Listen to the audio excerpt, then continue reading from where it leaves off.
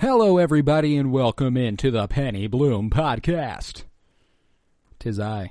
That was very Very radio. yeah, Radio-esque. radio-esque.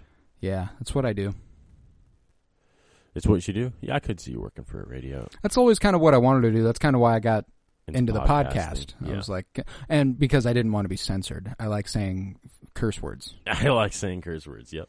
I was on the radio down at Mizzou, Oh yeah, I forgot about that. and when I can't cuss, I'm good about not cussing. You know? Yeah. But I like having that freedom. Mm-hmm. I like being able to say fuck. Mm-hmm. If you want to say fuck, say fuck. This is the Penny Bloom Podcast, and here we do as we please. We do as we please. So, today we're talking 2020 pop culture stuffs. Yep. It's a good one. It's a good one. We got music, we got TV, we got movies. It's been an interesting year. It's been an interesting year. Unprecedented, one might say. Unprecedented. We lost a president. Ooh. Gained a new one. We did. I guess not yet. That would be 2021. Hopefully. We did. Okay.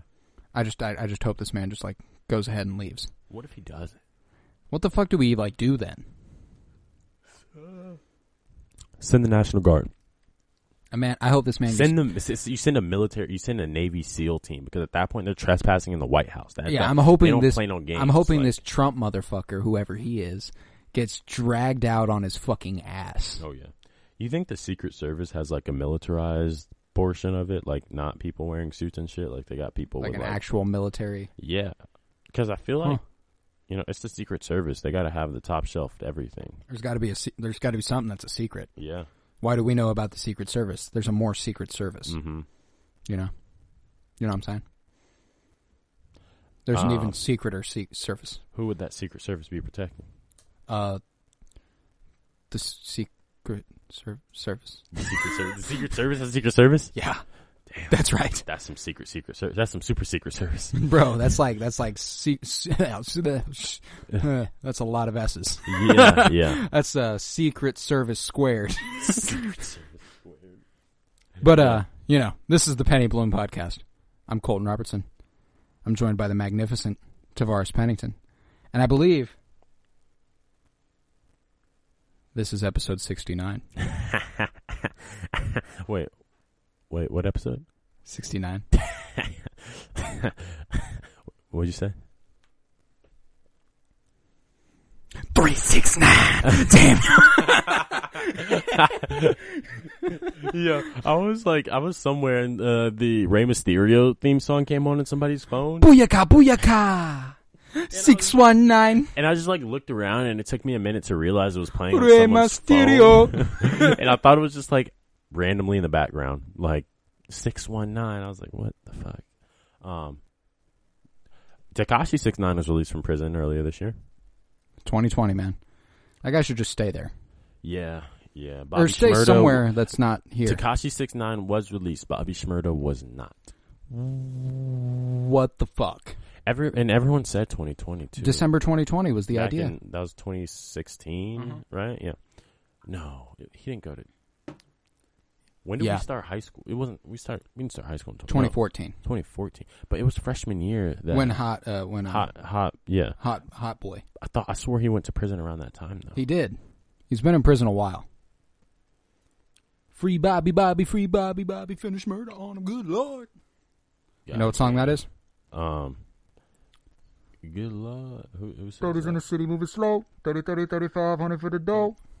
3500 by Travis Scott. 3500 had to come out 2015 because it was on Rodeo. Yeah, it was on Rodeo. Yeah, and Antidote was on Rodeo, which blew up. Don't you open up that window?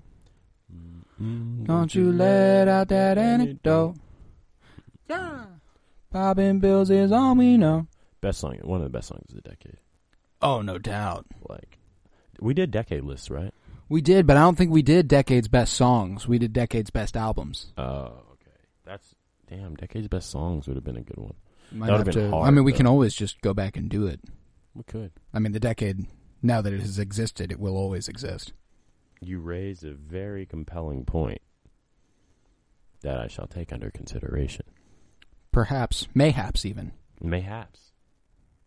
we will discuss the decade's best songs. Yeah, we'll see. Maybe a few different decades. Yeah. Who knows? Maybe multiple decades. Maybe all time. All time. Oh my God, that'd be difficult. Since the 1600s. Bach. The world turned upside down. Like Bach's 7th Symphony. Just a fucking masterpiece. Let's talk about Beethoven. You ever seen what was that Beethoven movie? Like there was a series of them but it was With the Beethoven dog. was a dog, Yeah, right? they were called Beethoven. Were they? The movies, yeah. That's such a weird thing to name a dog. Beethoven. Beethoven. It couldn't it talk? Wasn't it like a really like elegant dog? I think so. That's probably why it was named Beethoven. Is that a fever dream? I don't know. I've never heard anyone talk about those movies. Ever. I remember Air Bud. Air Bud, bro. Air Bud. You remember the Air Buddies? Did you ever watch that shit? No. Oh, bro, I watched the Air Buddies. I loved those little puppies. They were the shit, bro. Air Bud. I always loved the one that wore a neck like bling around his necklace. It's fucking funny. Yeah, it's cute. I gotta revisit. I just realized, you know, the Robots movie. What's that? The Robots movie. Oh, with the blue and white robot. Yeah. Yeah, man. I just realized. I just dug a memory out. Yeah, I just realized we have that on DVD, and I was like, I need to watch this soon.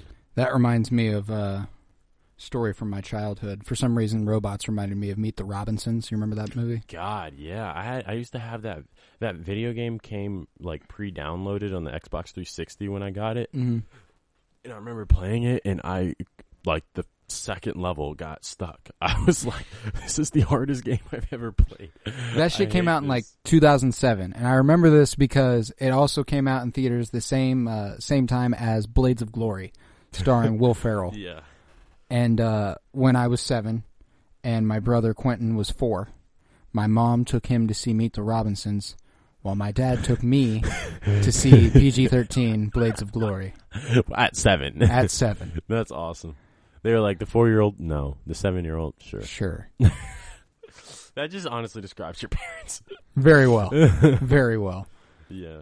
I credit my dad with my comedy largely. Mm-hmm. The things that I find funny. Who takes their 7-year-old to see Blades of Glory? Nah, this man like let me watch Ted when I was 12.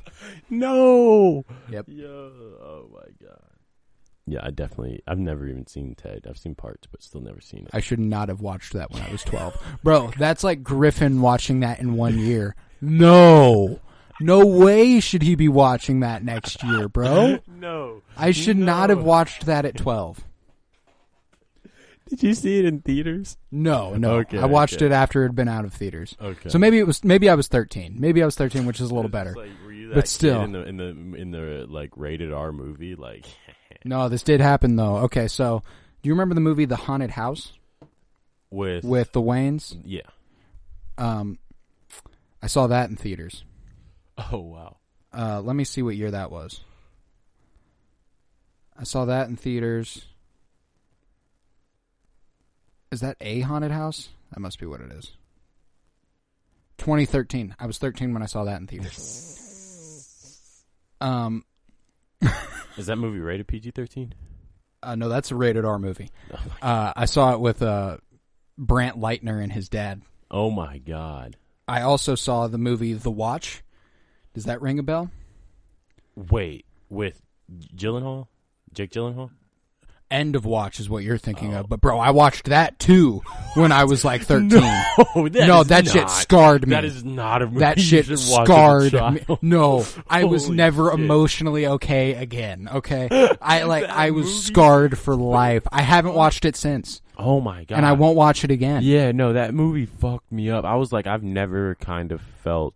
Yo, why were my parents letting me go see The Watch in 2012 in theaters? This is a rated R movie with Vince Vaughn, Ben Stiller, and Jonah Hill. Oh, and there is movie.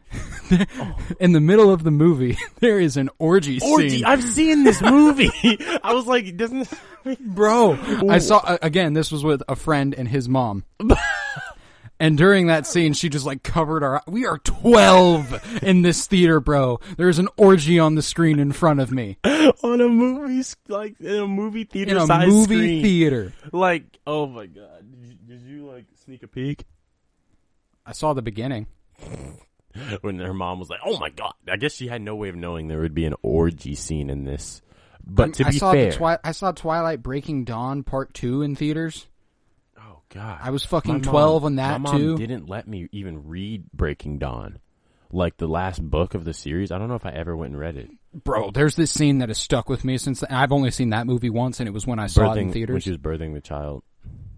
No, that didn't stick with me as much. It's where one of the vampires takes another vampire, sticks his hand in his mouth from behind his head, and then rips his head off by the jaw. And that stuck with me. Mostly because there was a woman in front of us, a grown-ass woman, 40s, I gotta say, and we were 12-year-old children sitting in this theater watching this movie. Fucking rip his head off! Fuck him! Fuck him up! No, just screaming at the screen, for bro. real? No, and funnier than best part of the movie. I was so happy. I was so happy that this woman was in front of us, because like That is hilarious. because I didn't really give that much of a shit about Twilight, and Yeah. it'd been months since it came out. So if it was anybody who really cared about seeing Twilight, they'd already seen Twilight. Yeah, they'd you already know. seen So Twilight. this person, I'm assuming, saw it more. had seen it more than once and was still yelling at the screen like fucking rip his head off. You're like, I just want to be that when I'm 40. Oh, I do. I'm gonna be in the theater watching Star Wars like, yeah, slice them up. yeah, it's still as good as when I was 5. Exactly. But yeah, that's those are some of my movie theater stories. You know, here's our lives in review to precede 2020 in review. Exactly. Because 2020 has largely been our lives, you know. Sad and Not in the end though. Not in the end. Not in the end. We have girlfriends now. Look at us. Now. Yep. Look There at you us go. being all happy and stuff. I swear. Not used to it. Let's roll that tape and get into 2020 pop culture stuffs in review. Yeah. Let's do it. 2020 starts now. Fuck.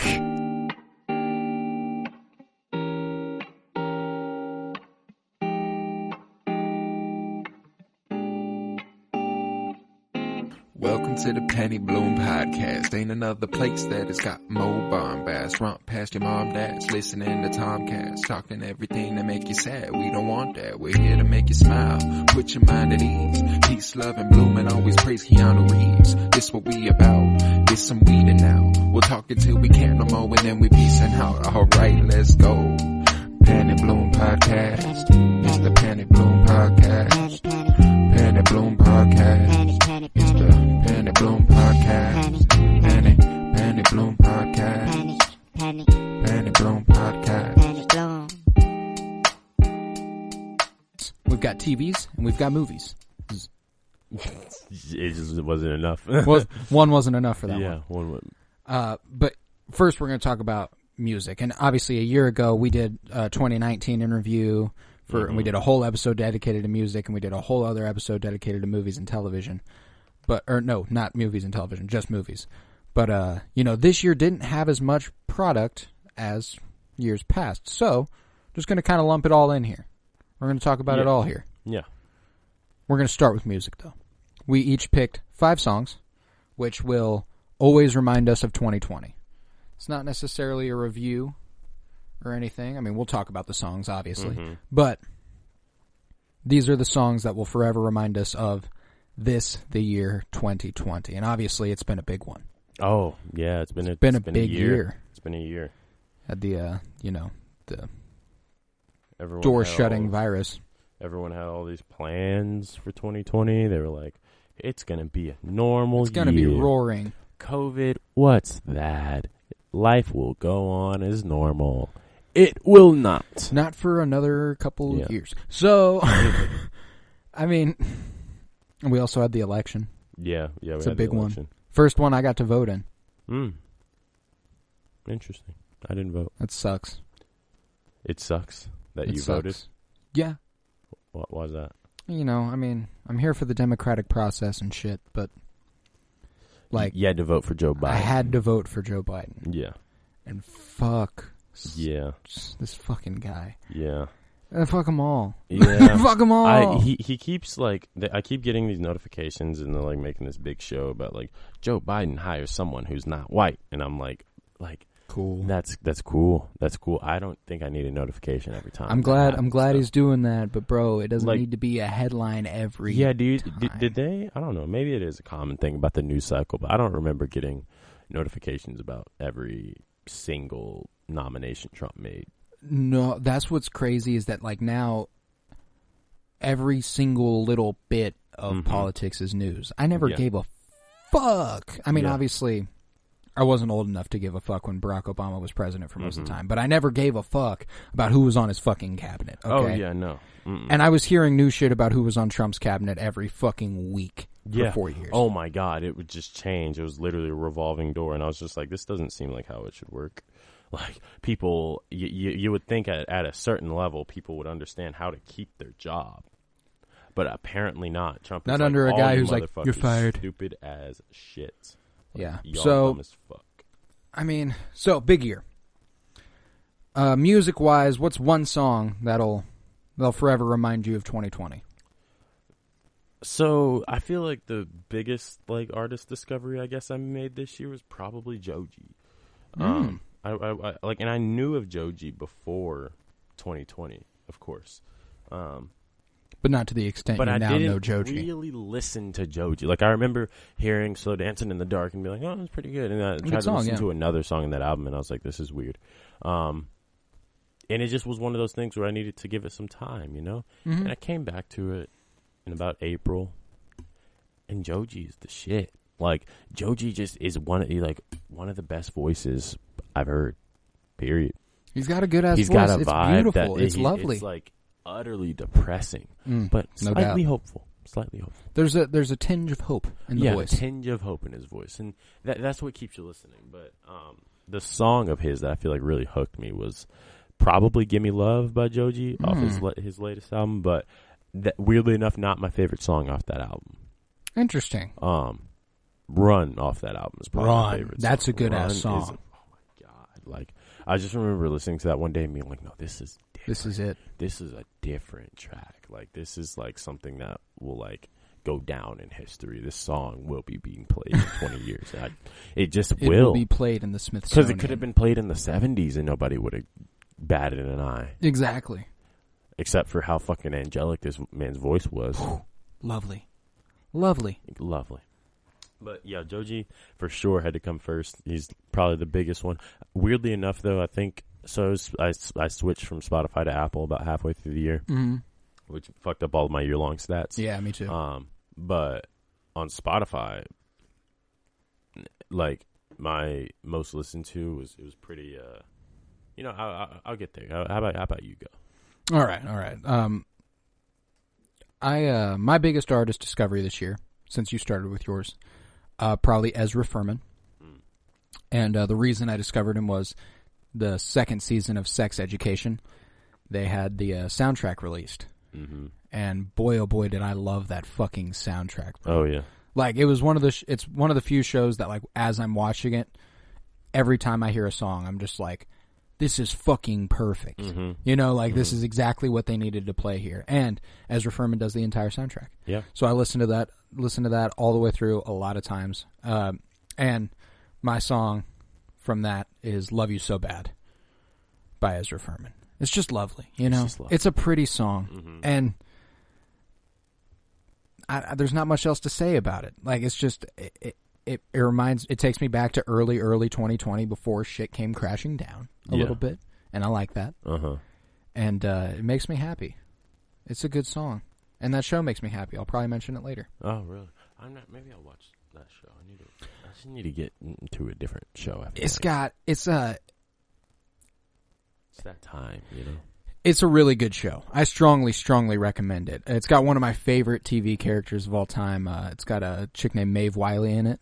She's cool as hell, and she actually reminds me a lot of Emily. It's like, oh, really? Yeah, like a lot of Emily, and it's probably why I like Emily so much, or why I like Maeve so much. Yeah, who knows? Either or, we'll see. Either or. But yeah, Love You So Bad. Just a phenomenal song. And Ezra Furman's a great artist, so I strongly recommend that. Oh yeah. Ezra Furman's voice is like, that man sounds like he it's just got so soul for days. It's so individual too. Like, I don't know another voice quite like it. You know? Yeah, I don't either. It's very distinct.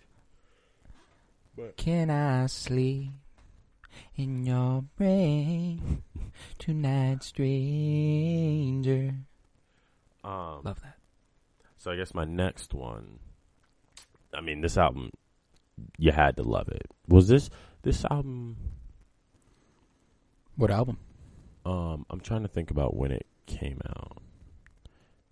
It might have been the end of last year, actually. Circles. Well, that's all right. If it Circles? No, that's 2020. That's a January 2020. January, that's when it was, yeah.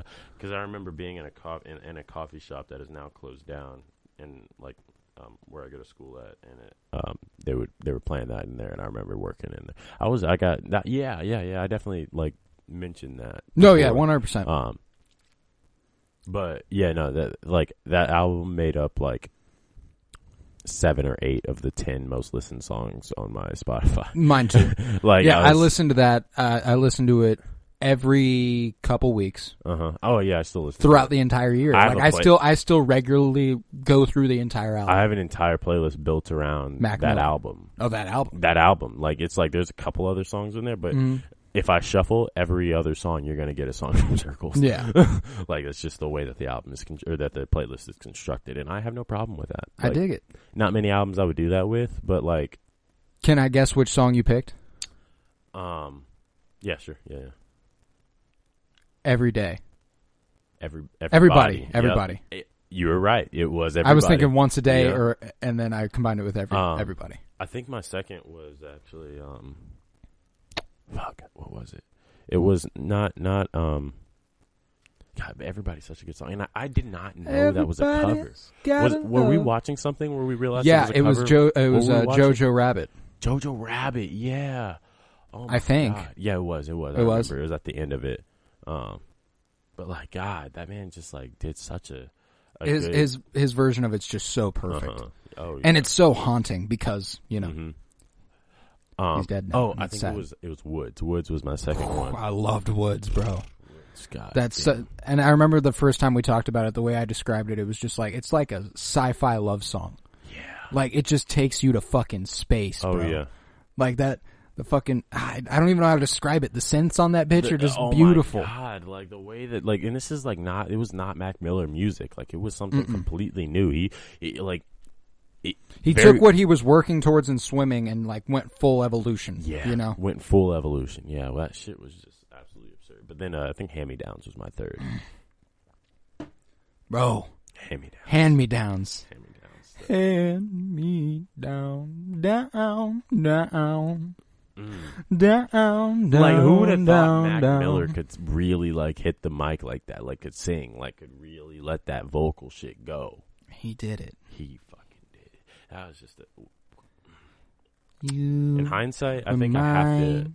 Me, I need to stay in line. You did well on a great design. You. It's just so pretty. Yeah, so many influences too in that shit. But I have my next song is from Circles go too. Ahead. So I went Good News. Good News, yeah. Simply because that was the first single that dropped. I associate it most with that album, and it will forever remind me of how ironic it is that came out this year. Oh, that song. Good news, good news, good news. It's just like it was nothing but bad news. Yeah, nothing but bad news. Well, I guess Trump did not get reelected. That's good news. But I never thought it was realistic that he'd get reelected. It was, yeah, I didn't either. But it was like, it was a little scary for a second though. You were like, well, yeah. You can always count on Whitey Whiting, you know? Yeah, that's true. But, oh yeah, no, Good News is good. I feel like I stopped listening to that. Like, I listened to that a ton, but when it was a single, like, cause he dropped Good News in Circles. Yeah, like a couple weeks ahead of Circles, yeah. I guess he didn't drop it, but, yeah. That's another thing about this album that kind of is really bittersweet for me is that it will forever remind me of Kobe Bryant, actually. Really? Because when was Kobe? February this year. damn it. Yeah. I just, why? There was no good news this year. There wasn't. But like when this album dropped and when Kobe, died, this was all I was listening to. Oh, was Circles at that time. Uh-huh. So when that, or maybe it was late January, or was it early February? I can't remember. But either way, I was listening to nothing but Circles at that time, and it was just like, yeah, like fuck, man, Kobe. Now every time I hear Circles, it's like a bittersweet like memory and loving of both Kobe Bryant and Mac Miller, which is just fucking devastating, bro. Fucking devastating. Like those are by far the two celebrity deaths that have fucked me up the most in my life. Yeah. Oh yeah, no, I did not think I would be fucked up by Kobe. Honestly, like Chadwick, bro. That was already 4 months ago. Wait, no. That was in August. That was in October. That was in August. That was in October. That was in August. Don't stop lying to me. It was in August. That's not okay. None of this is okay. None of it is okay, buddy. None of it. Yeah, somebody actually asked me if I would get in a helicopter, and my immediate response was, hell no, it killed Kobe. If it killed Kobe, it's definitely going to kill me. That's the thing is that like before this year, I'm game. I'll get on a helicopter. Oh yeah. I'm never getting on a helicopter now. No, why would I do that? No, I'm just be sitting up there thinking about Kobe the whole time, and I'll just be sad. I won't be able to appreciate it. Yeah, I'd be like, oh, fucking, we're in a helicopter. Well, what if Kobe never got in a helicopter? Oh. God damn, it's so sad. God damn. Rest in peace to Kobe and Gianna and all the others that passed on that fateful night. This is depressing. Yeah, it's depressing. What's your next song? It's okay. It's okay. It's okay. My next song. Oh God! A little teeny beeny weeny. This isn't even much better, but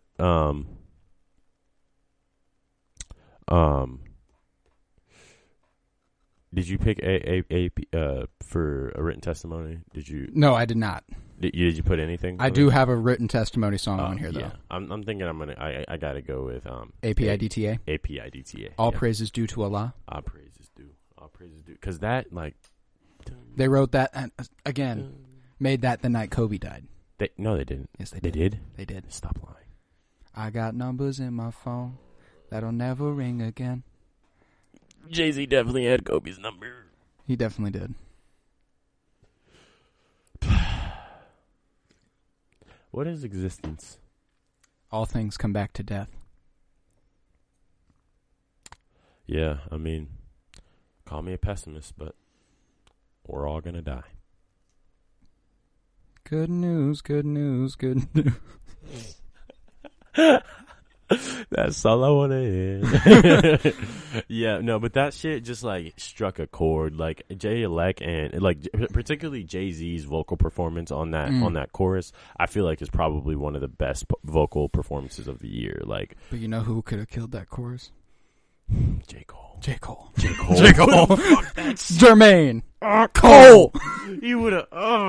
First things first. Rest in peace, Uncle Phil. For real. Nah, J. Cole would have. Oh my God! Like I got numbers. But no, Jay-Z did destroy it. Yeah, bro. but like, and like that's the thing. It's like Jay-Z is J. Cole, or J. Cole is Jay-Z's prodigy, like kind of ish. Yeah, he derives a lot of influence from him for sure. But it's like that. It's like that whole next generation shit. Like J. Cole, in a lot of ways, like is more palatable than Jay-Z is now. I agree. He's taken the stuff that that made Jay-Z legendary, and he's like used that to propel his career forward. And I feel like he's done an amazing job with that. Oh, 100%. And what's interesting too is that Jay-Z and J. Cole have taken far different trajectories for. Oh yeah, like the way they've done their thing. Because I mean, obviously J. Cole's got Dreamville now, and Jay-Z started Rockefeller and stuff, and. Well, and I feel Jay-Z elevated to a certain status that like J. Cole probably could get to. I think he will. But I don't think he'll ever be exactly what Jay-Z is. Oh no, he won't. But I also feel like musically, he won't be this symbol of luxury, that Jay-Z is. But I weirdly enough, I feel like it's because the thing that Jay-Z did, like is almost impossible to do. Like there will never be any more Jay-Z's, Lil Wayne's, Kanye West's, because everyone now is emulating different parts of them. Yeah. Like they are like kind of standalone. They're the blueprints. Yeah, they're the blueprints. And like I feel like J. Cole took blueprint. Jay-Z. He wasn't lying. But I feel like J. Cole took what Jay-Z did and like just did it earlier and did it like probably more successfully than Jay. Like I guarantee, like I'm pretty sure Dreamville was probably more successful in the first year than Rockefeller was in the first year. You're probably right. But like also J. Cole starts his label probably before Jay-Z starts his label. J. Cole starts experimenting with changing his own sound way like far fewer albums and before Jay-Z really starts to Jay-Z never really evolved his sound. Well, he was always just Jay-Z. 444 is a lot different than Reasonable Doubt. Oh yeah, no doubt, but like my point is like just like experimenting with like sounds. Yeah. Just in general, I feel like J. Cole like probably learned the importance of that from Jay-Z, being like, yeah, fair enough. It took me a while to figure out that like making the same song is going to get you rich, but it's not what the art is for. Yeah. But yeah, just in general, J. Cole, Jay-Z. Yeah, that's why API-DTA is such a good song. Yeah. That has nothing to do with it. It had nothing to do with it. But it's a great song. It is though, but like it is. It does have something to do with the song. That song is, I don't feel like that's a song that in 2005 you would expect Jay-Z to be on. That's a good point. Like Jay-Z is like, because like back then Jay-Z was bar for bar in your face, spitting that shit, and then like you hear him on a chorus in 2020 going, I got numbers in my phone that'll never ring again. All soft and shit. Yeah, it's interesting. It's not what. Okay, I'll accept your evolution. It's very interesting. Yeah. I gotta say it too. That chorus just sounds like he's just somewhere, and like all of 444 sounds this way too. But he's just somewhere sitting on a wooden stool with a mic similar to these, just with maybe a small notebook in his hand. He's got a couple trigger words written down, and he's just going. Lights are dim, smoky room. He's got a cigar in his other hand. Of course, he has a cigar in his hand. He's Jay-Z, and he's just, I got numbers in my phone that I never ring. That's my heaven. Oh man, yeah. Seeing Jay-Z. If there's any like one place I could be, like in any given, it's there. It's there. Yeah, it's watching Jay-Z make music. That for sure. My song from A Written Testimony was Ezekiel's Wheel. And the only reason that this song resonated with me to such a great degree is because of the fucking phenomenal Star Wars reference. Yep. I started on Tatooine, but now I'm way out in the Dagobah. Mastered the Force, made my saber, I'm in the light now. I was like, God damn. God. That was just like... The way that, the beats on that album, too, are just so, like, you would not... You're like, how would you rap on this? And then J-Lex is like, this is how you would rap on this. Because that shit is that like. And I noticed that when I would go back and listen to the album, I would be like, these beats are a lot less developed than I thought they were after my But first they're phenomenal. But they're still good. Yeah, they're just they're reduced down to their essential components, and it's just not traditional music. So it took Jay Electronica like 15 years to drop his debut album. Do you think we ever get another Jay Electronica album again? I don't know. Or you think he just leaves on this classic? I would leave. I would just be done with it. I would say I got my debut album featured Jay-Z on every track, and I didn't even feature the man. My debut album featuring Hove, man, this is Highway Robbery. I think that's enough. Like, what more? That's on Ezekiel's Wheel, I'm pretty sure. Yeah, it is. I don't know what more you would want from an artist. But to release a couple classic songs, a classic album, move on about their day. Clearly he has other things that he's doing in his life. Clearly he never dropped a debut fucking album. And he doesn't need to. Like, that man is set for life. Well, what's fascinating, too, is he had already achieved this kind of mythical legend status. Right. Before he dropped his debut album. Before he dropped it. He's going to be the source of some good cultural studies later. It's going to be interesting. Yeah. But I'll move on to my next song because it's connected to the last song in that it also has a Star Wars reference in it. We've got Denzel Curry and Kenny Beats. That was mine. I've got So Incredible. Mm. I like this one. I would go Diet. Diet, yeah. Those were the two. The back-to-back of those two songs, like two of the best songs. Like Frederick Douglass, I'm about to pick your brain apart. God. Oh my God. Like, and just like every beat on there, I'm like, Kenny, like, calm down. Just killed it. Like, calm the fuck down. Like, you're going far too hard. And they made that album in like, they made it after, I can't remember if it was they started working on it the night of the their Cave episode, or if it was like they agreed to make it when they met up for the Cave. But, yeah, they like made that album in a week. It was a week. It took them a week to make that album. Seven tracks, 7 days. 7 tracks, 7 days. Like, but like that is incredible to me. Like it's so incredible. So incredible. Looking at your face, it's so regrettable. Never beneficial, gotta rush you to the medical. Doctor, hopping out like Finch versus Hopper. Untouchable to any window shopper. Mannequin, flow scorch the back just like it's Anakin. Yo, get it? Flow scorch the back just like it's Anakin, like when Anakin catches on fire at the end of Revenge of the Sith. Oh, shit. Flow scorches the back just like it's Anakin. Breathing the hot fire. He's the hot fire. Then later he's like, he says something like, shave it off the top, it's sort of like a lightsaber. And in the background, you can hear the lightsaber activating sound. It's pretty fucking tough. Kenny is just like so dope. But I feel like that too is like the lyrics on that album, next level. The wordplay, next level. But when you listen,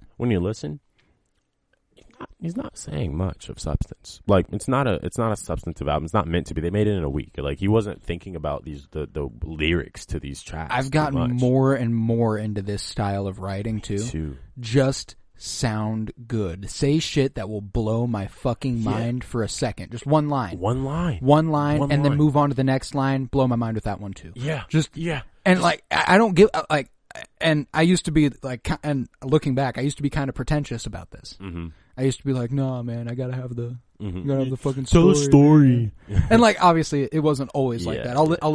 I'd listen to fucking T-Shirt by Migos and shit when I was a senior. But like, but like, now when I hear like JID, he's good about this too. Yeah. And like, he's got some storytelling in him too. Right. But a lot of times, Big Sean is another one. Yes.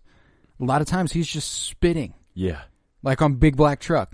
Oh. Pull up and hop out and give shit for $1. Big Black Truck.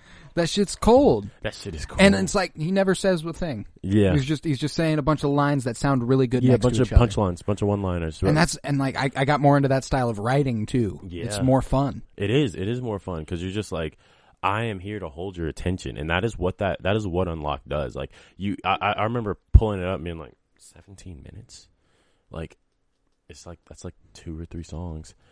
No, it's a whole EP. It's like 6 or 7 songs. 7 songs. And like every one, I was like, God, they got right into it. Like they and wasted on Diet, no time with that DMX impression. God. Oh my God. Drama still at it on, staying positive. It's on my side on the opposite. Get money from a short and a positive. God, it's so hard. Oh, it's so hard. So braggadocious. Spit sick shit. It's atrocious. Yo, I wrote dropping like the stock's broken. Oh my God. God, the Shogun. There was one man. There was a line. Japan, do this like a man, and what I demand is a fucking day. What? I wrote a review about that album. And there was a line in there. It was like, oh yeah, sorry. What was it? Something ass clip filled with deadly ass hollows. There's a line in there about the deathly hollows. Yeah. But like he was referring to hollow tipped bullets. And I was like, I've had it. This man is like, he is undoubtedly Did he say one of friendly ass clip? Friendly ass clip with them deadly ass hollows. No, I don't think we got to look it up now. I'm gonna look up the lyrics. That's on Diet, right? Yeah, it's on Diet. I'm pretty sure. Diet Right. You ever had that? Diet Right? Yeah, the drink. It's like a cola. That sounds fucking gross. I'm not gonna lie. It's not good. Yeah. Diet Right. This is wrong. Diet Right. More like Diet Wrong. Diet Wrong. Am I Diet Right? Very funny. Very funny. Very funny. Where you find it? So what am I looking for? Something about hollows. Something about a clip and hollows.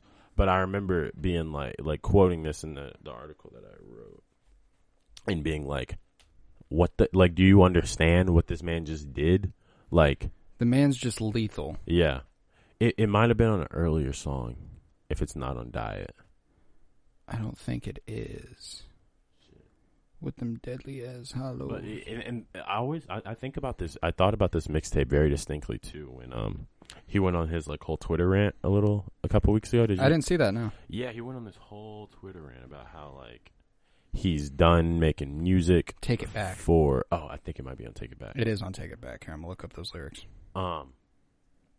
He's basically like going off in the industry like you all act like I'm not like the greatest like of my generation or anything like that. He makes a case, bro. Like he makes he's a hard. fucking case. Like he's basically just like, I don't get the respect I deserve. Like I did. Like I dropped Taboo, and then I dropped Zoo, and then I dropped Bro, Taboo is. Oh my god! And he dropped Taboo and Zoo within a year. Like those are two great ass albums. They're fucking. And that's phenomenal. not even to mention like all of this is following ULT. Harry Potter clip filled with deadly ass hollows. Come on now.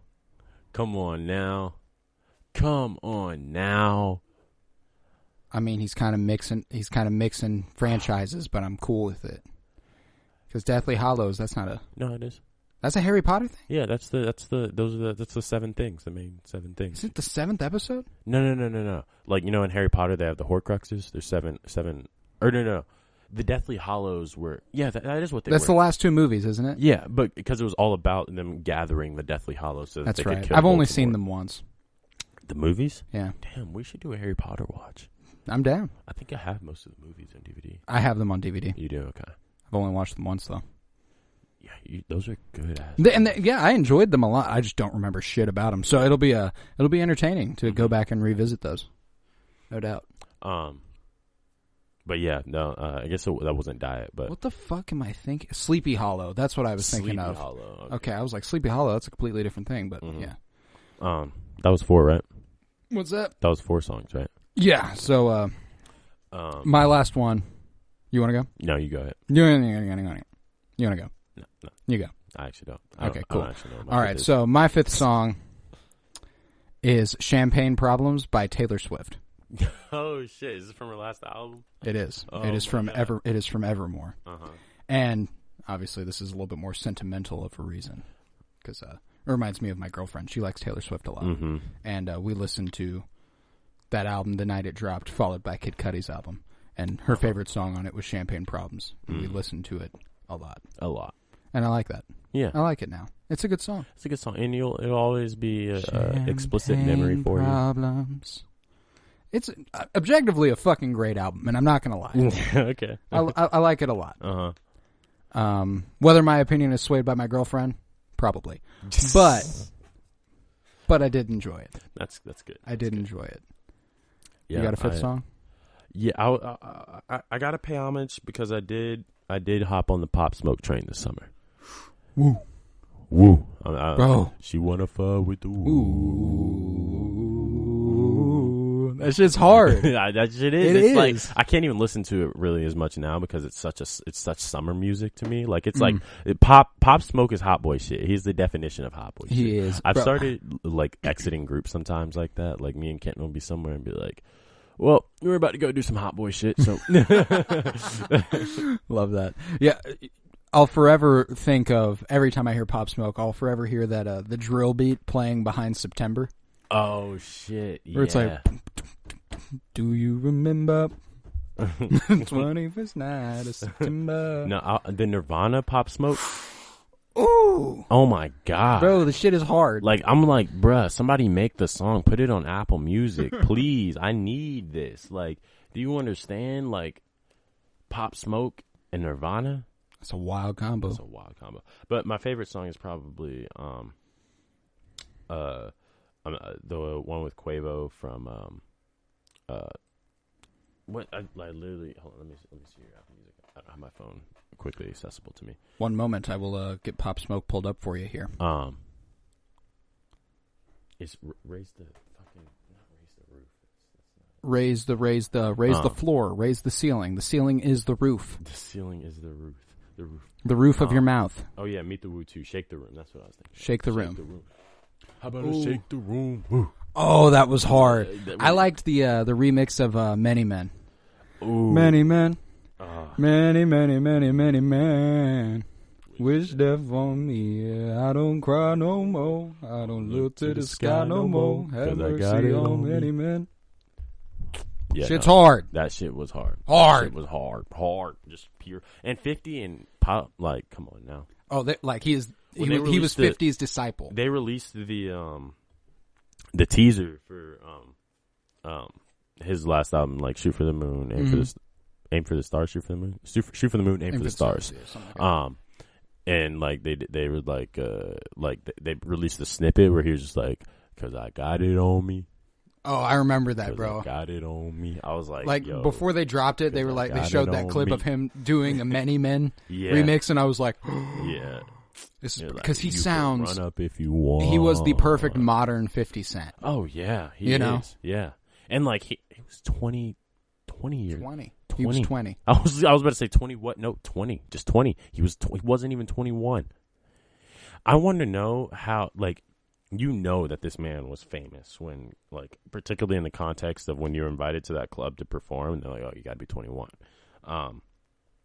Yeah. Pop Smoke was just so fucking coveted and, like, such a big thing in New York that they were letting this probably 19-year-old kid come into, I say 19-year-old kid as if I'm not 19, but this 19-year-old kid perform in clubs, in like legit venues. Because he went fucking up. Because he just was that fucking good.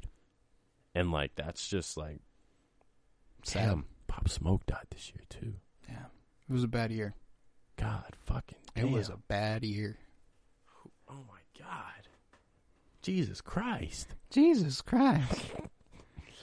Yeah, it was a rough one. So that's a good note to leave on. Yeah, this has been a slightly depressing episode. I'm sorry about that. But 2020 wasn't the greatest year. 2020 was a depressing. So, I mean, it only makes sense that our music decisions would reflect that. Fuck. We did have some pretty, yeah. We did have some pretty, yeah. So, on to movies? Movies. You got any movies off the top that, like, just resonated with you this year? On the Rocks. On the Rocks. That was the first one that came to me, too. That was a good-ass movie. I didn't know if Apple's, like, exclusives or whatever were going to be worth anything, but, you know, you get a movie with Bill Murray and, what's her name? Ann Perkins. Rashida Jones. I was like, her name's not Ann Perkins. Ann Perkins is her name in Parks and Rec. Oh, okay.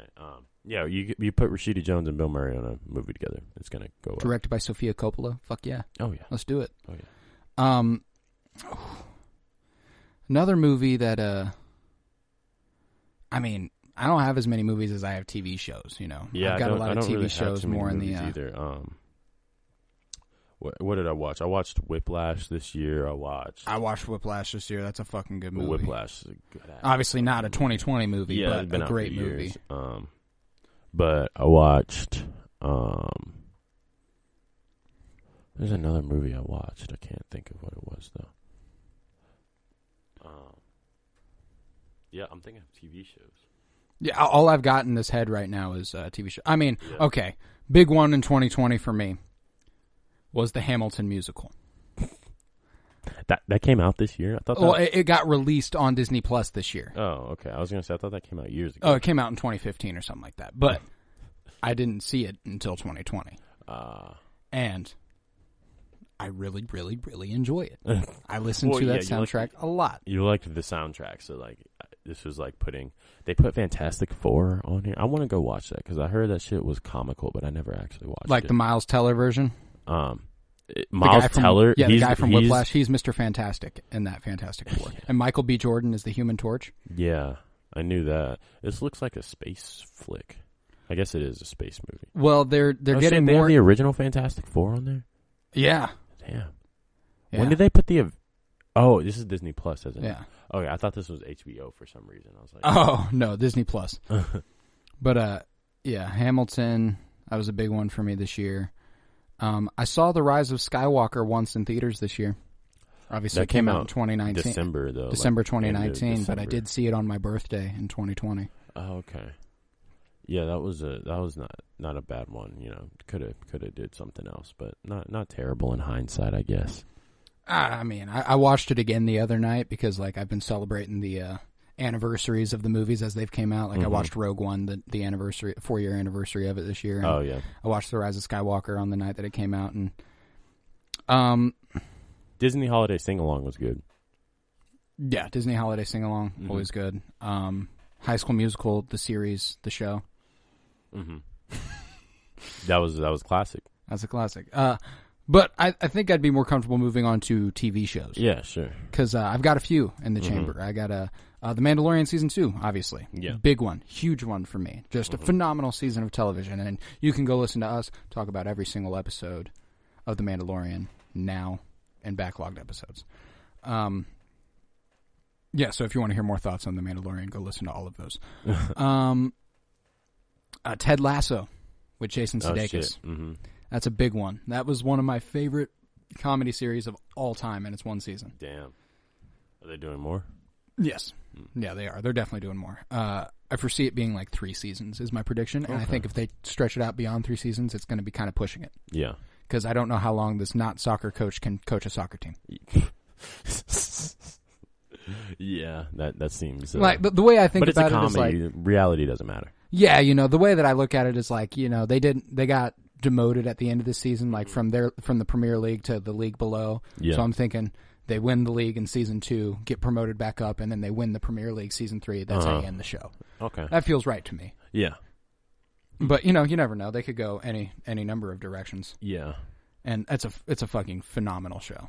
Just so fucking funny. And Apple TV Plus again had a couple of those. Yeah. Had Dickinson with Haley Steinfeld and John Mulaney and a few other great actors. Wiz Khalifa was in it. Played Death. He played Death. And it's just another beautifully made television show. I talked about these all a few weeks ago. Yeah. You got any TV shows? I watched Dave. That was pretty good. Hi, I'm Dave. Have you seen Dave? Hi, I'm Dave. No, I've not seen all of it. It got deep by the end of it. Oh, like it's a good. I've heard it's critically good. It's not just a goofy comedy starring Lil Dicky. No, it's actually trying to take criticism of that point that everyone is going to think that this is just a goofy comedy starring Lil Dicky, when really Lil Dicky's like, I'm a rapper and I got a TV show. Exactly, and this shit is like a real TV show. Surprised y'all, didn't it? And that's like the joke. He's just like being white Donald Glover in this bitch. Yeah, basically. But yeah, that was good. I watched, I guess, this came out in 2002, but they were not lying when they said Naruto's is probably one of the best TV shows ever made. Yeah, I know. The story on that is just like, the shit just fucking evolves, man. Like, bro, I can't, like... Part of me grew up with watching the main character grow up in that throughout the damn near 700 episodes. Who's the main character in Naruto? Naruto. Yeah. I was just kind of joking.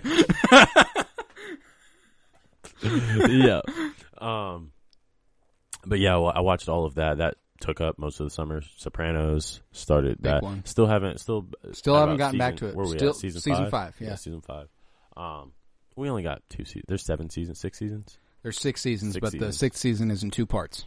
Really? Yeah, it's like 8 episodes and 8 episodes. It's like, damn. So we still got quite a bit more. Still quite a bit of ways to go. Because like those shows progress in each episode. It's fucking crazy. It goes like, it's not like how, like, I remember watching House of Cards, where I felt like that was the only experience where like they were going to politic about things for 4 episodes and then something huge fucking happened, and then they were gonna politic again for another 4 episodes, and then the season's over. But like in Sopranos, it's like they're politicking for like 10-20 minutes, and then they're about that action. No, like, we are gonna get on it, bro. It's like, they're like, all right, this is what we're doing. Let's go do it. Like, they'll literally be like, yeah, go figure out how to get the money. Go kill the dude. And the next scene, hey, bitch, where's our money? But Ah, it's a great show. Yeah, those though. are the main things I feel like I watched this year. I also watched a couple animes, actually. I got a couple animated shows. There's one on Netflix that I think I might have told you that, actually. Cowboy Bebop? Cowboy Bebop, that's a good one, too. I started that. I watched the first few episodes. It's really good. That shit is fire. There's like a mystery one on Netflix though, if you've ever seen it, Promised Neverland. It's not like I've heard of that, but I've never committed to it. It's like it's only one season right now. The next season comes out next year, but it's not like a fight. Like most anime people are like, oh, there's gonna be fights or something. Yeah. Or like it's not at all a fighting anime. It's literally about these kids who are like they're like gifted kids or whatever. They're like really smart, and they basically are trapped in this orphanage, and they're raised there, and they yeah, it's a mystery, so I don't want to spoil too much, but they basically figure out why they're on this orphanage. It's goddamn some crazy I'll shit. I'll have to watch that. That sounds dope as fuck. Aliens, slavery, all type of slavery. Shit. Shit's wild. All type of shit. And their children. Shit's wild. Yeah. I watched that, but yeah, and I feel like just in general, which is weird. We also had season 4 of Rick and Morty. Season 4 of Rick and Morty, yeah. There's another season of something that came out that I can't think about. Season 2 of Sex Education came out in January. Mm. I watched that shit. That was a wonderful, wonderful season of television. Oh, Umbrella Academy. Umbrella Academy, which we started and still have not finished. God. Yeah, I don't know what happened at the end of it. But also, I also don't know what happened at the well, I do know what happened at the end of season 1, but I don't remember like how we got there. How we got there? How did we get there? How did we get there? I'll go back and I'll watch the final episode of. Well, that's the thing is that I want to watch. I'll have like the next time I watch the Umbrella Academy, I'll be watching the Umbrella Academy, like season 1 through. Season 2. I think next time with like. That we just got to know that that's a show where it's like we probably don't want to stretch that out. Like that's a binge show. Yeah, like, you need to binge show. You cannot week by week that show. Oh no, not at all. But I still need to watch Into the Fucking World season 2. I never watched that either. I started I'm not going to. Really? I've decided I'm not going to watch it Okay. because I'm comfortable with how season 1 ended. It did end well. It ended like there's not going to be a second season, and I feel like them making a second season is kind of them like the first season was successful, so we're just going to go ahead and do it again. You know, that's how Netflix does things. Yeah, I know. Was Russian Doll 2019? Do you remember that show? Yeah, that was 2019. I think I didn't watch it though. I fucking loved Russian Doll. They're supposed to be making it. There's going to be a second season of that too. Oh shit! Okay. And that's another one that I'm kind of like, we're going to do a second season of this? How's that even going to work? Yeah. The whole first season was set over the course of, one night repeating itself. Oh. So it was the weird Groundhog Day thing and a new version of it, Okay. And it's honestly one of my favorite versions of that it's ever been executed, really? Because like you see that like Happy Death Day and shit like that. Yeah. It's like, oh my God, how do I quit dying? Did You come out? Yeah, last year. Was You or season 2 2020? I think it was. No, right? No. I was watching that shit over Christmas break though last year. I know that for a fact. Yeah. But I'm wondering if I was watching it because season 2 came out.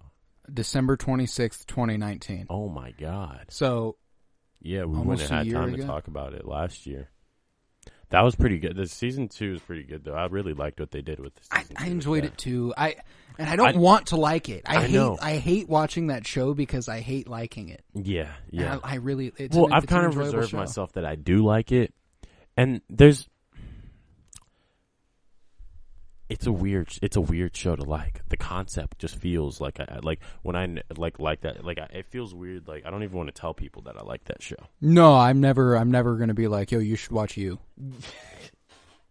I did tell my mom that, and she really enjoyed it. No, my dad loves You. Yeah, he loves You, man. No, man. Nah, Justin's man. too nice. Nah, he likes the show You. Oh, okay. No. Yeah. All right. Well. But, you. You. Yeah, that was a pretty good episode of television too, just because like I think that they made it make like the end of season 2 I think was like very unexpected. Nobody thought that was going to happen. No, when she like does the thing. Yeah. And you're like, "Oh my fucking God." Yeah. Well, you're like, and wow. No, and then the fucking note they actually end on, where he's just like all smitten and stuff, and then he's like, never mind. New person that I want to stalk. Yeah. And I was like, how is this So we're just going to do another down? season of this shit, and I'm going to eat it up. I'm going to eat it up. I'm going to eat it up. Because they're... Fuck you, Penn Badgley. They're changing the scenarios just enough, and then also Penn Badgley is just like an interesting guy to follow around. But... It's the way his mind works. Yeah, it is. It's disgusting. You know the dude, Greg Berlanti? I can't look away. You know Greg Berlanti writes this show? The Arrow guy. Yeah. Which... That really took a fall off this year, I feel like. This was the first year was really just like, I don't really want to watch. They started a whole new show, too. There's like Stargirl. Oh, yeah, I saw that. I watched the first episode of that, and like, it's a good idea. Uh-huh. But it's like they took the budget for The Flash, and then like, didn't give it quite as much. And it needs more. It needs more special effects. Oh, okay. It's interesting because like I'm watching it and I'm like, see, like when I'm watching The Flash, I don't think about the fact that it's a TV show that I'm watching. You know, when I'm watching Stargirl, I go, this is so clearly a television show for a superhero. You know, I watched this like random YouTube video. They're like season 7 Flash, and I'm like, damn, we're on season 7. I remember when we were on season 2 of that because I started that show. I watched that show. 2, yeah. Like on TV. Yeah. Started with like season 2 or 3. Yeah.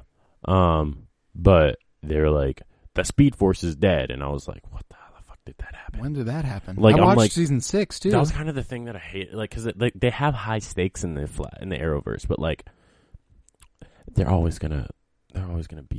still gonna be the superhero. Like as long as there is a season of the Flash to come, like I'm not worried. The Flash will be the Flash, like that. Otherwise, people wouldn't watch. And so, like they're like, "Oh, the Flash is because like every Flash season ends with, oh, the Flash is losing his speed. Will he be the Flash next season? Who knows? Obviously, who'd be the fucking Flash? You wouldn't give millions of dollars to the production of this show if the Flash was not in it." You're right. But like they're like, Barry's slowly losing his speed. What's he going to do? The Speed Force is dead. It's gone. That storyline where like he meets his daughter. Yeah. No, don't get me wrong. I actually really enjoyed that when I watched it. I did. It's too. just like absurd. How the fuck did we even get here? Yeah. Yeah. No, it's weird. But I'm thinking about revisiting The Flash just because, like, I remember watching it. It's such a comfort show. It really is. But I remember watching it during season 2 and 3 and being like, he's so young, you know, like young superhero. I wonder what he'll be like when he gets to, like, Arrow level in season 7. Is Arrow level? He was there. Arrow ended at season 8, right? Yeah. Damn, Arrow ended at season 8, which means The Flash is probabably going to end at season 8, probably. Probably pretty soon, yeah. Wait, I think it should. It's probably about It's ran its course. I think it's ran its course. It has. And I mean that's why they ended Arrow. It's like you just can't do much more.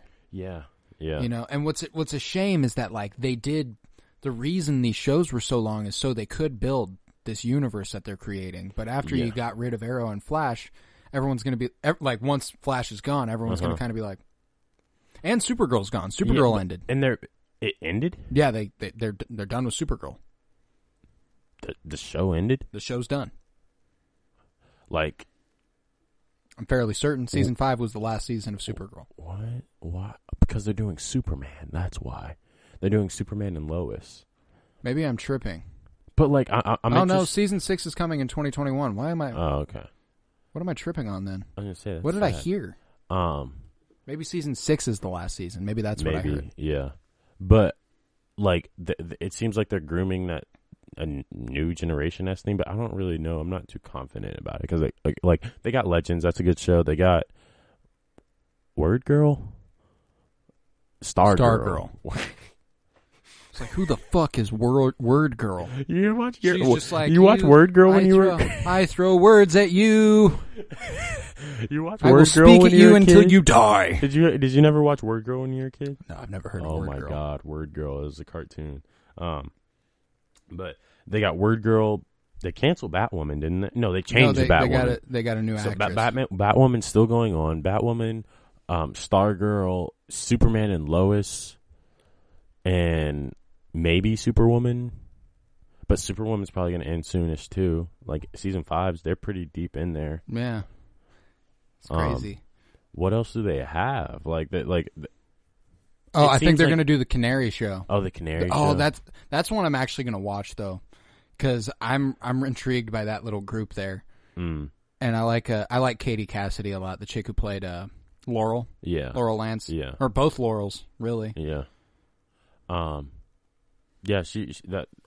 It's just like these are weird picks. I feel like when they do like the crossover episodes, you're gonna have Superman and Black Canary and Stargirl. I'd be willing to bet we're getting less and less of that sort of thing. I would too. They were cool for a hot second. I think when you do like the Crisis of Infinite Earths, that feels like where you've got to. What's that? And I never actually finished that. That was about where I stopped. Yeah. Well, that's the thing is that like it feels like too much. It felt like too much. Yeah. There are 5 shows I've got to watch to understand what's happening in every episode here.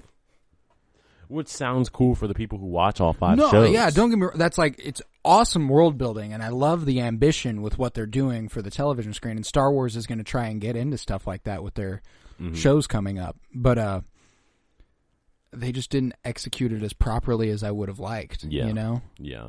It was still a made-for-TV sort of thing, I think. But well, that's what's cool about the DC is that, like, I've heard that in the Crisis, they really tried to tie it. Really? To like the whole DC universe, like Ezra yeah. Miller shows up. Yeah, Ezra Miller, is that his name? Yeah, Ezra. Yeah, not Ezra Furman. Yeah, not Ezra Furman. Ezra Miller. Ezra Miller. I only know 2 Ezras. Yeah, and he shows up and he, as the Flash, comes and talks to them for a second. I'm pretty sure that like they also showed like the planet that Green Lantern's from, like Ryan Reynolds' Green Lantern. Shit. Okay. And shit like that. It's just I mean, but like Marvel did it first. No doubt.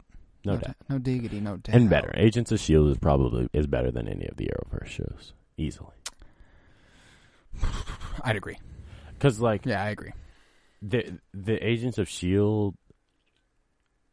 like arc, while it is like very outlandish in the same vein as how these Arrowverse shows have gone, it's not as repetitive. Like the stories are riding around. Like I feel like they're like only in the Arrowverse can you have a villain who has the exact same powers as the protagonist like 3 or 4 seasons in a row. Like you're like, okay, this is getting boring.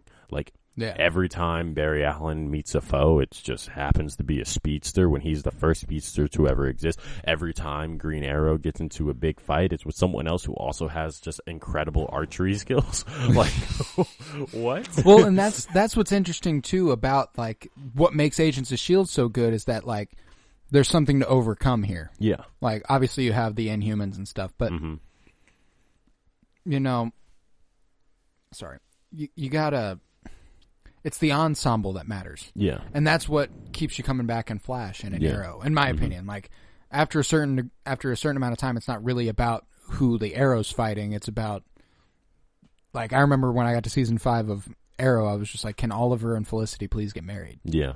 Like, that's all I wanted out of that show. I didn't give a fuck about anything else. Yeah, that's you know, and then, like, Flash, I wanted Barry Allen and Iris together. I mean, not initially, but eventually. They were doing different things. Like, they were trying to be more of a family-friendly. The Arrowverse, I think, was trying to be, like, a family-type show, which is good. Family shows are just generally repetitive. But, I don't know. Like, maybe they just got to watch more Grey's Anatomy, figure out how the fuck they made it happen for so long. But it seems like these shows just kind of, like, gradually decrease in quality naturally. Like it's like they just can't be great. You can't have a great season of The Flash in the Arrowverse in season 9. I agree. The advantage of a show like Grey's Anatomy is that it takes place in one hospital. So you evolve the show based on who's getting hired at the hospital. When you're surrounding a show around one character, once that character's gone, it's fuck this show. Yeah. You know? Yeah, that's true. Because, like, Grey's Anatomy will not keep going without Meredith Grey. Yeah. As soon as she's done, the show's over. Yeah. You know? And they've managed to keep a compelling cast around her, I guess, for long enough to... Yeah, to keep getting to keep ratings. it going. Yeah. Wow. It's kind of astonishing. It is. I tried. You made it deep, didn't you? I made it deep, like 9 seasons. Damn. And I got to a point where I was comfortable going, fuck this. Yeah. I'm done. I'm done. I can't do it any longer. They've cost me too much emotional pain. It's just emotional manipulation, some of it. At a certain point. There's no way all this bad shit happens in one hospital. You're like, bruh, every person who works in a hospital would have PTSD. Like, almost certainly. Just especially this hospital. Yeah. But since we were talking about DC shows, a couple of shows that I watched this year, the Harley Quinn animated series. Oh, yeah. Was absolutely fucking phenomenal if you're a DC fan.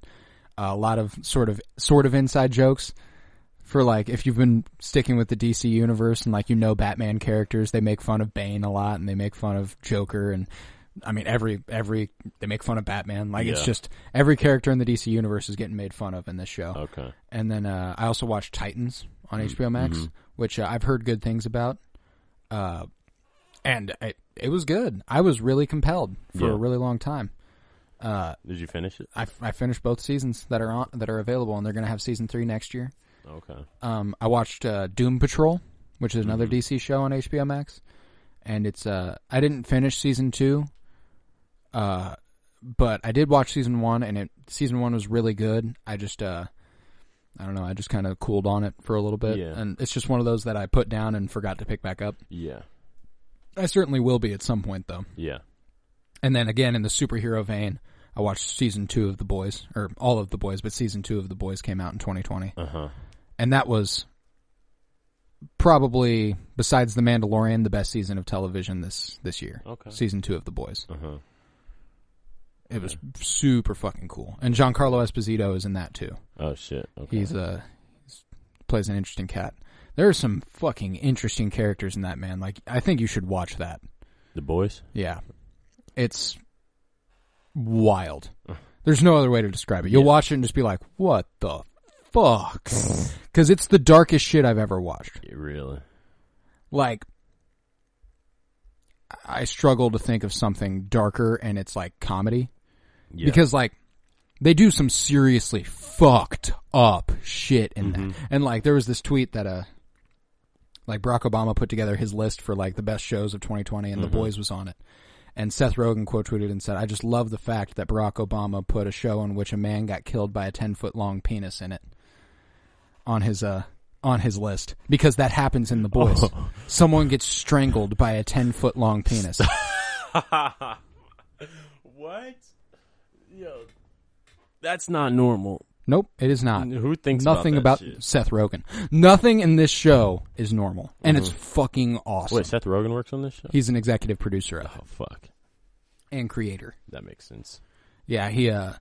But like, you fucking despise the superheroes. It takes like what The Watchmen was trying to get at. Like, if superheroes were real, the world wouldn't be the way Marvel paints it out to be. Like, we love our superheroes. You'd fucking hate the superheroes. Like, they'd be like the way we feel about cops, but even worse, because they're all powerful and stuff. Yeah, that actually makes a lot of sense. And like, they make you realize that in this show, like, big time. Yeah, it just takes what The Watchmen was trying to get across and just amplifies it, like, tenfold. And The Watchmen is fucking dark. It's already dark. I've never made it through the movie because, like, it's so long and, like, it's dark. You'll have to read the graphic novel instead of watching the movie, to be honest. It's just better. It's just better. Yeah, that's what I was thinking. I'll give you my copy if you ever want it. All right, bet. Yeah. Yeah, I think that was all the TV shows that I could think of. Season 7 of The Clone Wars. Star Wars The Clone Wars came out early this year. That was a big deal because the show was thought to be canceled once Lucasfilm was acquired by Disney after 6 seasons, and there wasn't a wrap-up. There wasn't a conclusion. So getting it several years later, when they can improve the animation the way they did and stuff, was just super fucking sweet. And they just demolished it. And I've talked about Clone Wars on this podcast before in solo episodes, but it's fucking... It was a good year TV-wise. It was, yeah. And it's just crazy to think that it could have been better. Yeah. To think that we could have had Euphoria Season 2 this year. That was going to come out this year? It was. God damn. We did get the special episode. I never watched that. You didn't? I need to watch it again. We could watch it. I don't know. I like half watched it because I was with Claire when I watched it, but like it was deep. Like that's some shit that you need to like. Just the type you shit need to listen to every like line. Is it is it just the dude who is her sponsor? Yeah, it's just them in a diner the whole time. I think that's like right where season 1 kind of left off. Like she was at the diner with him, then she went home and got fucked up. Oh, did she? Yeah, I remember the end of the season. Isn't that what All For Us is? Is her being high as fuck at the end of the season? That was a theory. We talked about that theory. Yeah, because she goes home, snorts a line, gets high, and there's the idea that maybe at the end of season 1, that's her like overdosing again. That was again. her relapse. Yeah, that was her relapse. Yeah. Okay, so it does pick up right after then, because she's at the diner because she relapsed. Because she relapsed. Yeah. Okay. Talking to him because she relapsed. He has a funny way of going about that. He was an interesting cat. He had a lot of interesting ideas and. Yeah. No, definitely. But yeah, we can think about doing a segment or something about it, but it would maybe we do a Euphoria rewatch before we get into season 2 starts up. Oh yeah, for sure. Like an episode by episode thing. For sure. That'd be kick-ass. I would. You got anything else from 2020? I think that's it, honestly. It was a pretty low key year. It was a pretty low key year. We could talk about everything we liked in an hour. Yeah. Yeah. It was a solid one. It was a solid year. Yeah. A lot more shit would have came out had there not been a global pandemic. First year that Marvel didn't release a movie for the MCU in 10 years. Yeah, that would be suicide for them. Maybe they'll do a streaming service thing early next year. But honestly, the vaccine. Well, they're starting WandaVision in January. Okay. I mean, I think by next summer things will be fairly normal. A little bit better, hopefully. We'll get Black Widow sometime next year. It depends on the rate at which the vaccine gets put out. But it seems that they're like not playing any games, which you would expect after however many months of quarantine. Absolutely. Oh yeah, and on Christmas, Wonder Woman 1984 came out. So. You mean comes out? Well, yeah, but this will be out after Christmas. Oh, so, shit. on Christmas. Yeah, I didn't think about that. Wonder Woman 1984 came out. We'll have to watch that and talk about it on here, too. Yeah. Maybe that's one that we do, that'll be our big movie breakdown at the beginning. Mm-hmm. We'll do that after a couple weeks of not doing that. Yeah. Be nice to return. It would, yeah. I missed the movie breakdowns. Those are fun. Those were fun. Well, this was our 2020 review of pop culture stuffs. Stuffs? Pop culture stuffs. Stuffs pop culture. Stuffs for pop culture. Culture pop stuff. Culture stuff pops. I was Colton Robertson. That was Tavares Pennington. And this was the Penny Bloom Podcast. Peace, love, and bloom. Praise Keanu Reeves. Always. Praise Keanu Reeves. Always. Every time. All the times. Anytime. Some night, every night, everything is alright when you praise Keanu.